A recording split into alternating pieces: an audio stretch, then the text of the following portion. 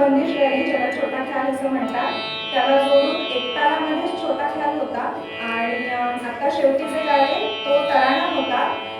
किराणा घराण्याच्या ज्येष्ठ गायिका डॉक्टर प्रभा अत्रे यांचा.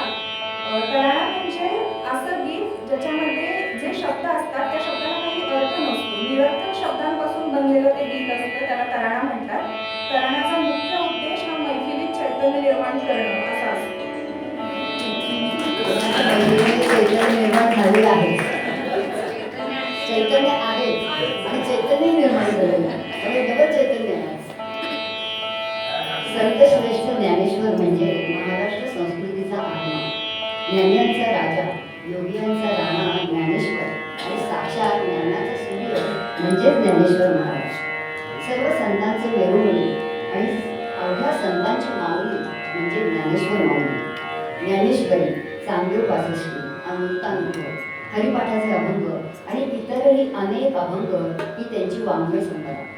त्याचा सुगंध आजही दरवळतोय आणि अखंड दरवळतच राहणार आहे. ज्ञानेश्वर माऊली आणि त्यांची भावंड जेव्हा पहिल्यांदा पंढरपूरला आले त्यावेळी विठोबाचं दर्शन घेताना त्यांना खूप आनंद झाला. त्यावेळी विठ्ठलाचे ते रूप पाहून त्यांचं मन सुखावलं, सुखाने बहरून आलं. पूर्वजन्मीची पुण्याई असेल तरच ईश्वराची आवड निर्माण होते. धर्माचे आचरण, ईश्वराची उपासना आणि शुद्ध मन, त्यामुळेच ईश्वर भक्तीची गोडी लागते. विठ्ठलाच्या दर्शनाने झालेल्या आनंदातच ज्ञानेश्वर माऊलीने या अभंगाची रचना केली आहे. ऐकूया तोच अभंग. रूप पाहता लोचनी सुख झाले हो सगळ्यांनी.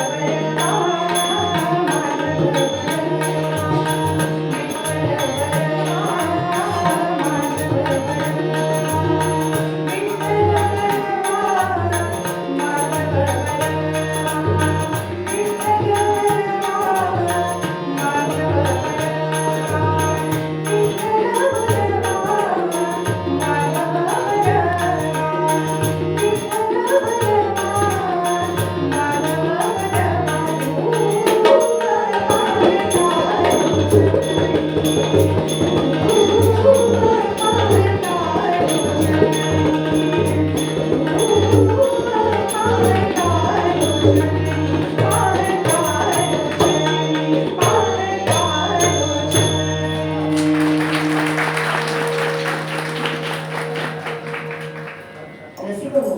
आपल्या भावगीत गायनाने एक जमाना ज्यांनी गाजवलाय असे थोर गायक अरुण दाते. नुसतं नाव घेतलं तरी त्यांची कितीतरी भावगीतं आपल्या मनात तरळून जातात. जरासा पातळ पण अत्यंत सुरेख आवाजाची देणगी त्यांना लाभली होती.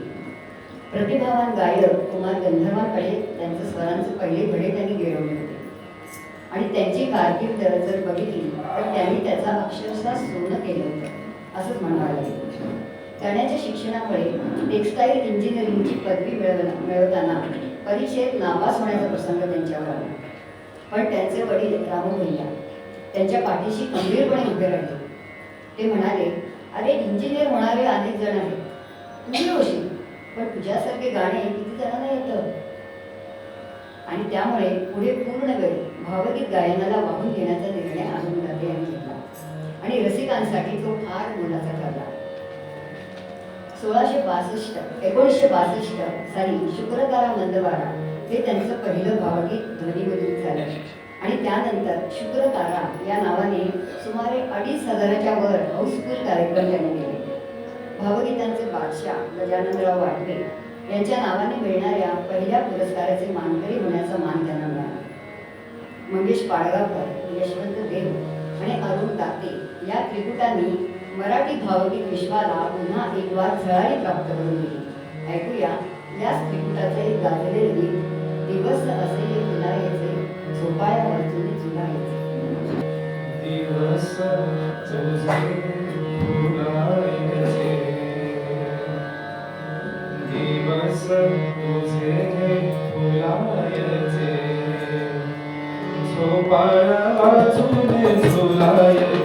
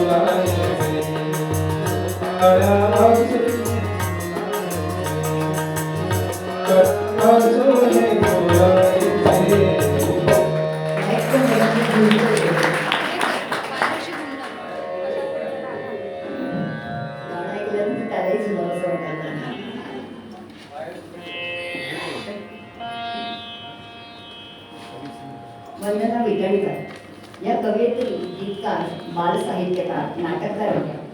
मुंबईतील बालनाट्य निर्मिती करणाऱ्या वंदना थिएटर्सच्या त्या संचालिका होत्या. वंदना विटणकर यांनी लिहिलेली रावळी मूल, टिम टिम टिम मूल, बजरबट्टू, बम बम बगडम ही बालनाट्ये खूप गाजली. त्यांनी प्रेमगीतं, भक्तिगीतं, कोळीगीतं, बालगीतं अशी 700हून अधिक गाणी आणि सुमारे 1500 कविता लिहिल्या आहेत. सुधीर फडके, अनिल मोहिते, श्रीनिवास काळे यांच्यासारख्या मोठ्या संगीतकारांनी त्यांच्या गीतांना चाली दिलेल्या आहेत. आणि आशा भोसले, सुलोचना चव्हाण, सुरेश वाडकर, प्रभा अत्रे अशा नामवंत गायकांनी ही गीतं गायलेली आहेत. मोहम्मद रफीने गायलेलं आणि गाजलेलं शोधीसी मानवा हे गाणं वंदना विटणकर यांचं आहे. परिकथेतील राजकुमारा, नाते जुळली मनाशी मनाचे, हा रुसवा सोड सके, अगं पोरी संभाल दर्याला तुफान आले भारी, यादी खूप मोठी आहे. ही त्यांची गाणी खूप गाजली. त्यांनीच लिहिलेलं हे गीत सादर करतोय. त्याला संगीत दिलेलं आहे अनिल मोहिते यांनी आणि मूळ स्वर आहे ज्योत्स्ना हळदीकर यांचा. ऐकूया हे गाणं. श्रीमती वंदना विटणकर यांचा मृत्यू 31/12/2011 साली झाला. म्हणजे कालच त्यांना जाऊन 13 वर्ष पूर्ण झाली. तर त्यांना हे पाहिलेली आदरांजली. नयन तुझसाठी आतुरली.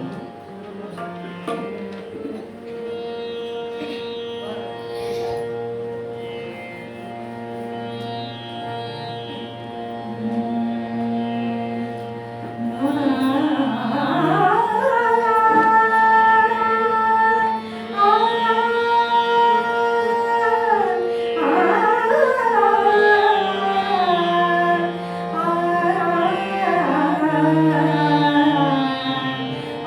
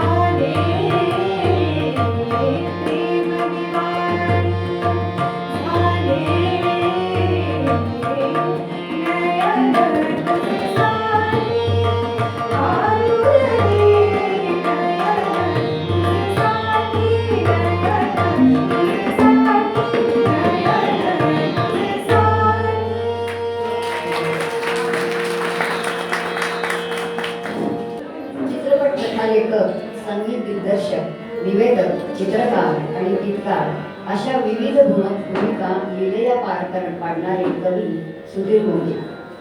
त्यांनी जशी सिनेगीतं लिहिली तशीच भावगीतं लिहिली. अगदी कमी शब्दात खूप आशय प्रकट करणे हे त्यांच्या रचनांचं वैशिष्ट्य होतं. तो जो विषय निवडेल त्याचे अगदी तुटपट चित्र आपल्या शब्दातून उभे करत असत. एखाद्याला जीवलगाची प्रतीक्षा करावी लागणार ही खरं तर शिक्षाच असते. त्यात प्रियसखीची प्रतीक्षा असेल तर ती शिक्षा फारच कठोर वाटते. सुधीर मोघ्यांनी या भावावस्थेचं फार सुंदर वर्णन केलं आहे. या गाण्यातील काव्य प्रतिभा केवळ अप्रतिम आहे. त्यामुळेच सर्व अंगाने हे भावगीत जमून आलं आहे. बाबूजींच्या आवाजातील हे आर्तगीत आहे. अशी आर्त गीत क्वचितच दुसऱ्या कुठल्या गाण्याला बाबूजींनी साथ घातली असेल. प्रियकराकडून येणारी ही आर्त साथ ऐकून सखी न आली तरच नव्हतं. ऐकूया हेच गीत. सुधीर मोघ्यांचे शब्द, त्याला संगीत दिलेलं आहे राम पाठक यांनी आणि आपल्या आर्गवी स्वरात गायलं आहे बाबूजी अर्थात सुधीर फडके यांनी. आता ऐकूया चैतन्याच्या आवाजात सखी बंद झाल्या गायला.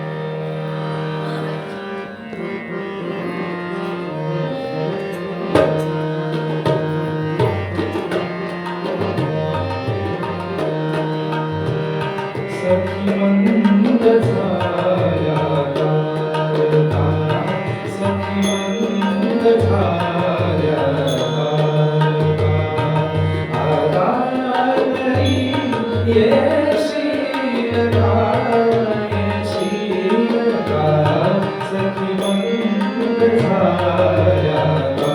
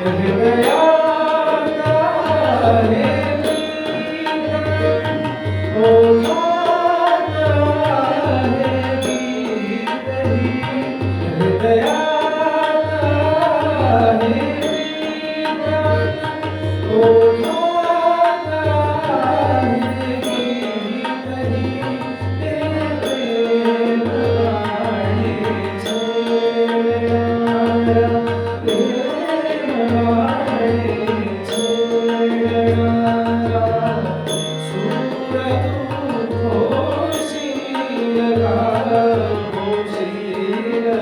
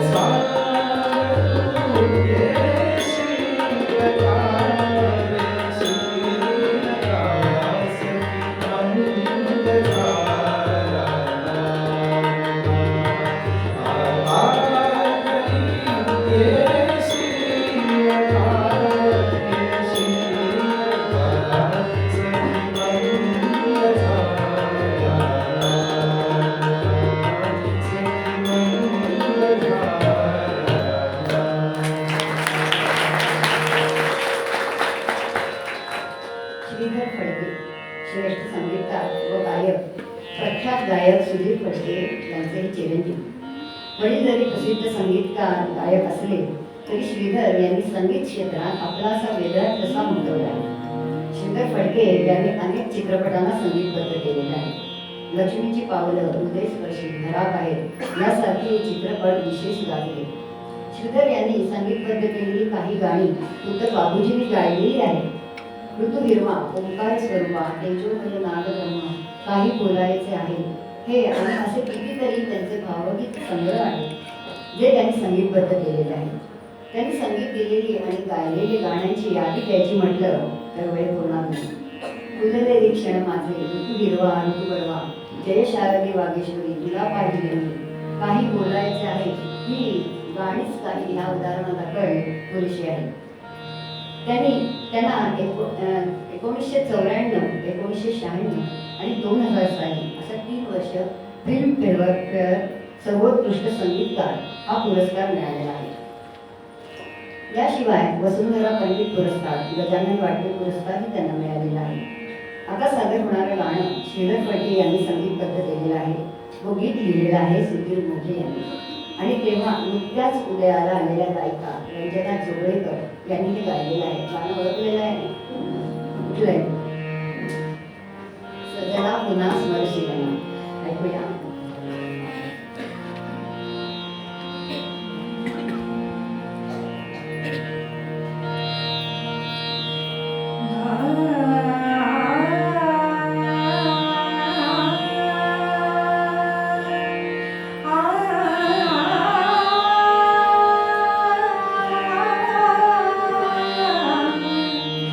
Ah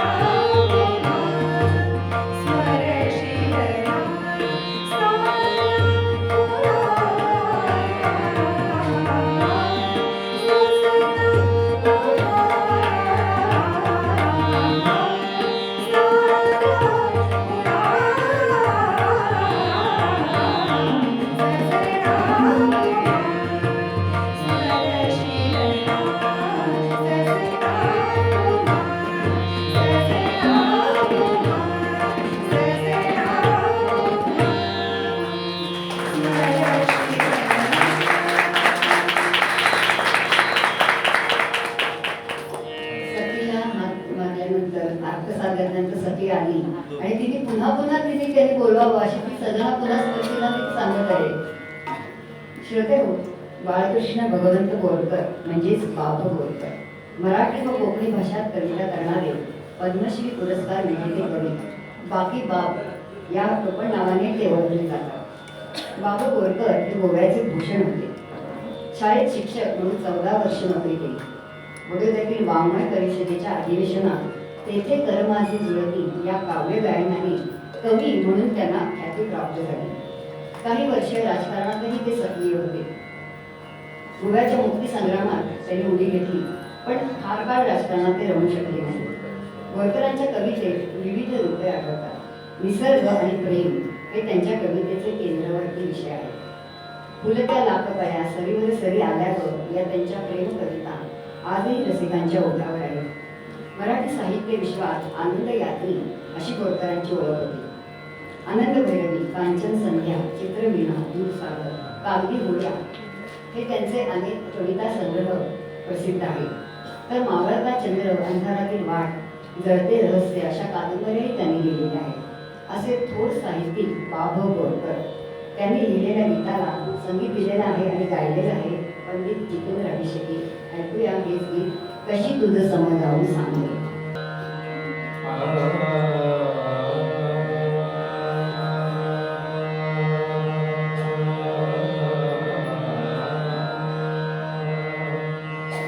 कशी तुझं समजावून सांग, कशी तुझं समजावून सांग, कशी तुझं समजावून सांग, कशी तुझं समजावून सांग. काल भावी उगीच राग, काल भावी उगीच राग, कशी तुझं समजावून सांग.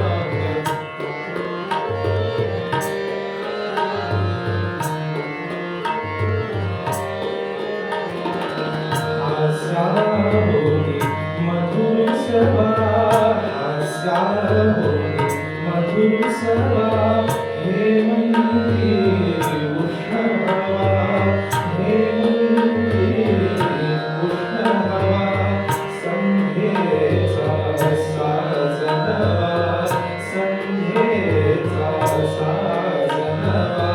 हा का प्रणयानुराग, हा का प्रणयानुराग, कशी तुझं समजावून सांग, कशी तुझं समजावून सांग.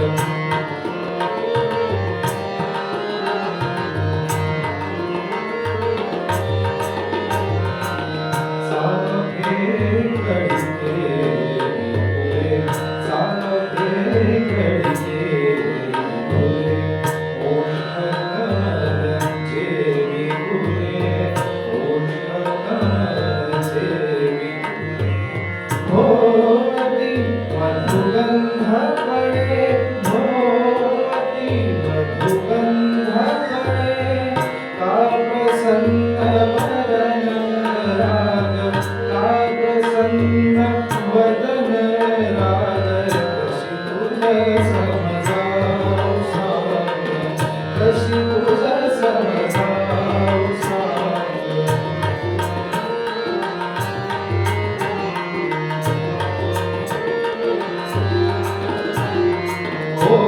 ओठांचे फेडबंध, ओठांचे फेडबंध, गाई गडे मुक्त छंद, गाई गडे मुक्त छंद, श्वासांचे करू प्रबंध, श्वासांचे करू प्रबंध, हृदयांचे मधुप्रयाग, हृदयांचे मधुप्रयाग, कशी तुझं समजावून सांग, कशी तुझं समजावून सांग.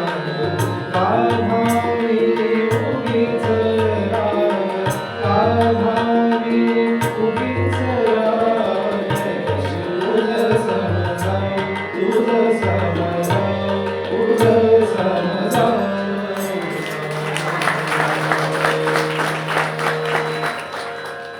श्रोतेहो, कविता कशी सुचते असा प्रश्न कवींना कायम विचारला जातो. तेव्हा कविता सुचत नाही तर शब्द मनामध्ये आपोआप मिळत जातात. त्यातून दैवाच्या कृपेने कविता आपोआप तयार होते. असे उद्गार आहेत सुप्रसिद्ध कवी गीतकार जगदीश केबुलकर यांचे. केबुलकर हे पेशाने शिक्षक होते. लोकसंगीत, पोवाडा, अभंग, ओवी अशा विविध काव्य प्रकारांमध्ये त्यांनी रचना केल्या आहेत. त्यांनी आपल्या कारकिर्दीत 3,500 कविता तर 2,500पेक्षा अधिक गीतं लिहिली आहेत. जवळजवळ सर्वच नामांकित गायकांनी त्यांची गीतं गायलेली आहेत. साधे सोपे परंतु अर्थगर्भ व नागरिक शब्द हे त्यांच्या गाण्याचं वैशिष्ट्य होतं.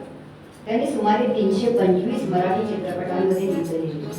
25 पटकथा संवाद, 50 लघुकथा, 5 नाटकं, 4 दूरदर्शन मालिका, 4 टेलिफिल्म्स, 5 मालिका गीतं, इतकी मोठी साहित्य संपदा त्यांनी निर्माण केली होती.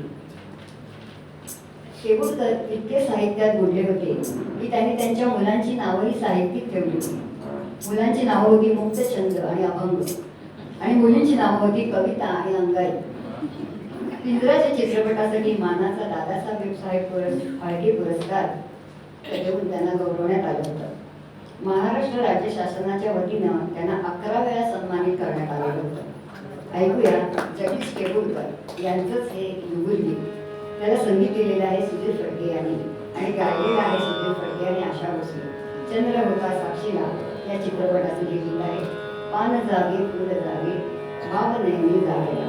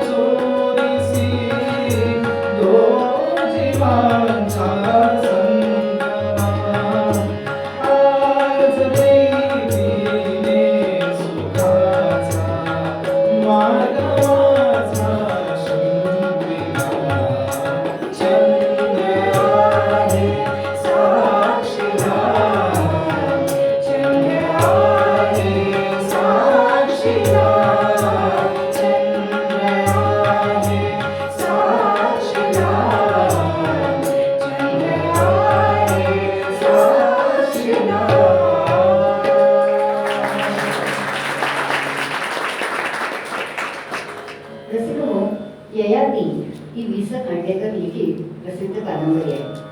मनुष्याच्या चिरतरुण राहण्याच्या व भोगवती प्रवृत्तीवर एक वेगळा प्रकाश टाकते. जेव्हा मनुष्याला हा वर मिळतो त्यावेळेस त्याला हे जीवनातील अंतिम कष्ट नाही याची जाणीव होते. वि. स. खांडेकरांना ययाती कादंबरीसाठी सर्वोच्च ज्ञानपीठ पुरस्काराने सन्मानित करण्यात आलं होतं. पुढे या ययाती कादंबरीवरच नाट्य रूपांतर वि. वा. शिरवाडकर यांनी केलं. नाटकाचं नाव होतं ययाती देवयानी. यापूर्वी शिरवाडकर यांनी काही रूपांतरित तर काही स्वतंत्र नाटकं लिहिली असली तरी आपल्याला नाट्यलेखनाचा मंत्र ययाती देवयानी या नाटकाच्या वेळीच सापडला असं लेखक स्वतः मानतात. चक्रवर्ती सम्राट ययाती याचा विवाह असुर गुरु शुक्राचार्यांची मुलगी देवयानी हिच्याशी होतो.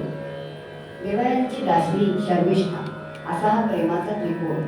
त्या काळी सुद्धा महाभारताच्या आधीच्या काळात सुद्धा प्रेमाचा त्रिकोण ट्रँगल होता आणि अजूनही चालू आहे. म्हणजे तेव्हापासून ते चालू आहे, ते आताही चालूच आहे. काही संपलेलं नाही, काही कमी झालेलं नाही.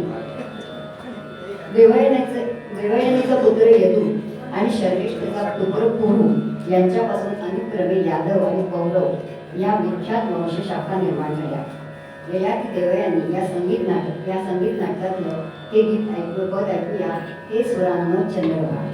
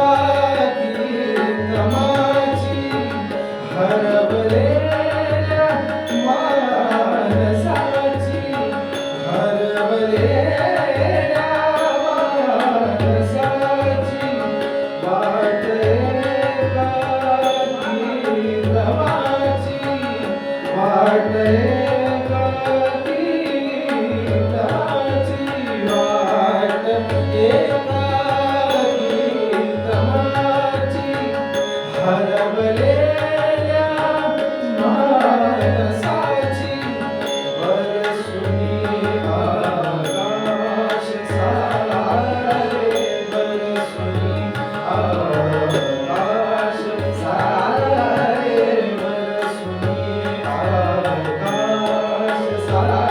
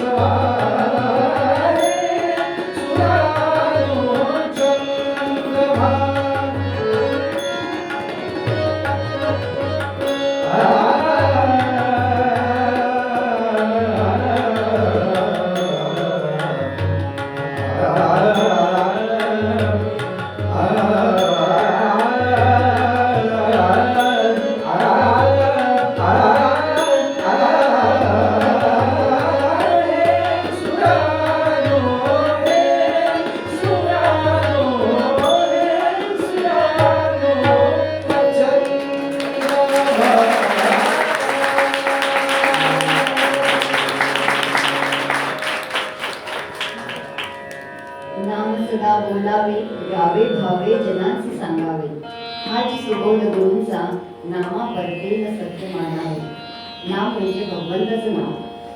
भगवंताची नावं अनेक आहेत, प्रत्येकाचे आराध्य निराळे आहे. म्हणून भगवंत मुळात जो निर्गुण निराकार आहे तो जेव्हा सगुणात आला तेव्हाच त्याला नामरूप प्राप्त झालं. जसे की राम, कृष्ण, लक्ष्मी, दत्तात्रय, महादेव, हनुमान ज्याचं त्याच्या आवडीचा देवाचे नाव मनुष्य घेतो, पण शेवटी परब्रह्म परमात्मा एकच आहे. त्याला वेगळी वेगळी रूपं आपण दिलेली आहेत.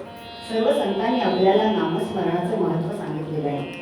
संतांची शिकवण एकच आहे, नामस्मरण करा, कारण तेच एक असे साधन आहे जे आपल्याला भगवंताची प्राप्ती करून देऊ शकतं. ध्रुव, प्रल्हाद, द्रौपदी ही त्याचीच उदाहरण आहे. आर्ततेने हृदयापासून मारलेली हाक देवापर्यंत पोचतेच. बरं, नाम घेण्याला कुठल्या अटी नाही. तो येता जाता उठत बसता कार्य करता नामस्मरण तुम्ही करू शकता. एकदा नामाची गोडी लागली की माणूस कुठेही भरकटू शकत नाही. नाम हा सत्कर्माचा पाया आहे, कळसही आहे. नाम श्रद्धापूर्वक घेतलं गेलं पाहिजे. श्रद्धा तिथे भक्ती, भक्ती तिथे भगवंताचे नाम, आणि जिथे नाम आहे तिथे भगवंताचे अधिष्ठान आहेच आहे. नामस्मरण हे मनुष्याला उद्धरून नेणारे साधन आहे आणि साध्यही आहे. तेव्हा ऐकूया नामाचंच महत्त्व सांगणारा हा संत नामदेवांचा अभंग. नाम गाऊ नाम घ्याऊ नाम उद्योगाला वाहू.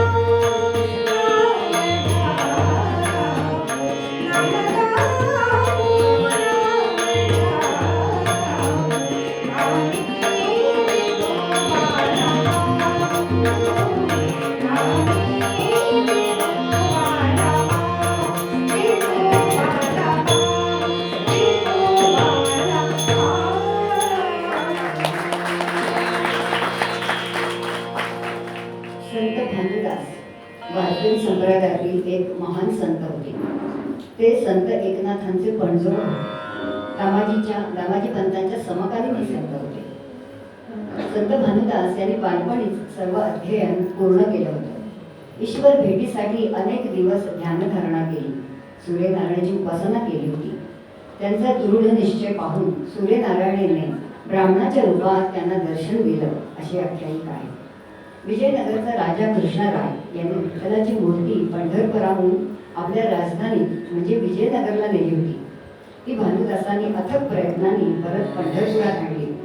आमुचे ये पुढी पंढरीचा नेम, मुखी सदा नाम विठोबाचे असे त्यांनी म्हटले आहे. पंढरपूरच्या विठ्ठलाची भक्ती त्यांच्या कुळात परंपरेने चालत आलेली होती. अद्वैत करुणा, पंढरी महात्म्य, पंढरी नाथांची भेट, फुगडी, काला, गवळण हे त्यांचं साहित्य प्रसिद्ध आहे. पंढरपुरात विठ्ठल दर्शनात जाताना गरुड मंडपामध्ये उजव्या हाताला दरवाजाजवळ ज्या पहिल्या पादुका दिसतात त्या संत भानुदास महाराजांची समाधी होय. भानुदासांची विठ्ठल भक्तीच एवढी पराकोटीची होती की प्रत्यक्ष पांडुरंगाने त्यांच्या भक्तीतून उतराई होण्यासाठी त्यांच्या वंशात संत एकनाथांच्या रूपाने जन्म घेतला. आता सादर होणारी गवळण भानुदासांचीच आहे. अजित कडकडे यांच्या आवाजातील प्रसिद्ध गवळण आता ऐकूया. वृंदावनी वेणू.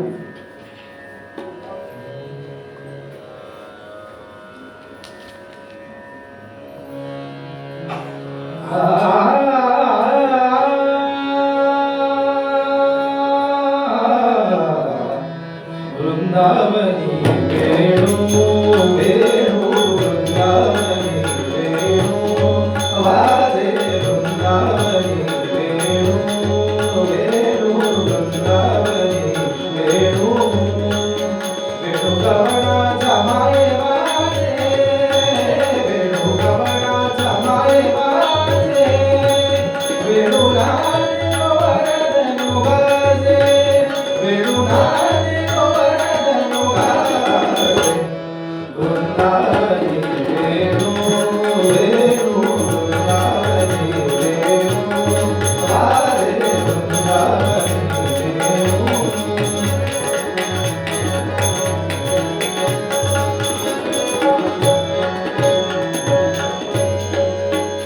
वृषभसरुणी मयूर विराजे हो वृषभसरुणी मयूर विराजे हो वृषभसरुणी वृषभसरुणी मयूर विराजे मज पाय नमासती राजे राजे वृंदावनी वेणू वेणू वृंदावनी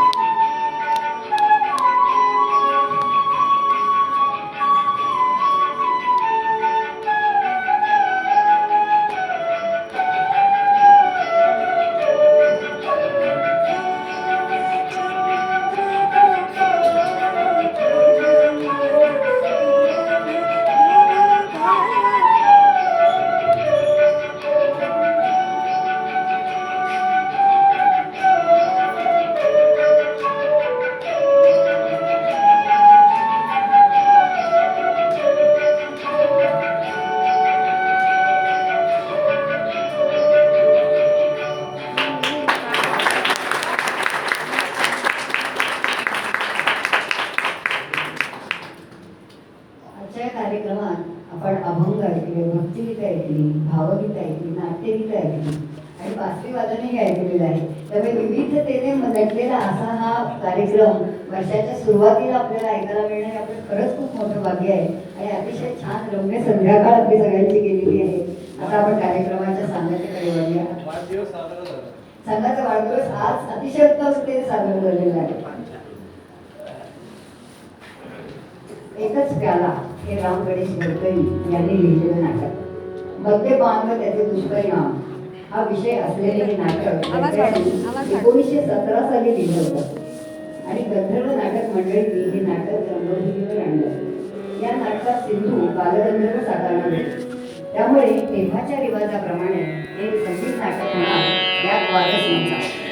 त्यात B.C. गुर्जर यांनी नंतर पदं लिहिली. या नाटकाचे कथानक ऐकून बालगंधर्वांनी अशा भूमिकेसाठी गोंधळ घालूनही मी काम करायला माझी तयारी आहे असं सांगितलं.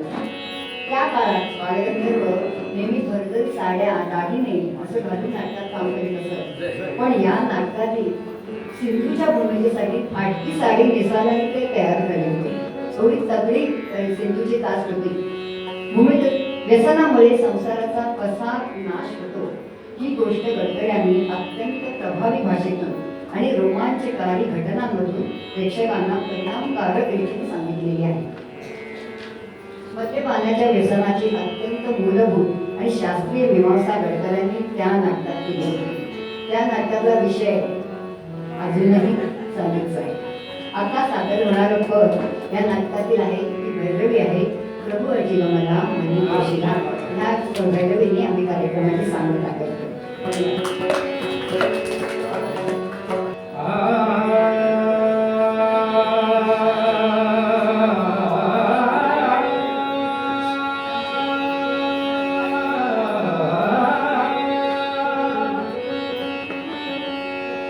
प्रभु जी गमरा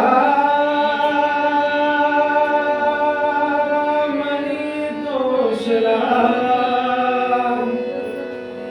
प्रभु जी गमरा मनी तोषला. प्रभु जी गमरा मनी तोषला.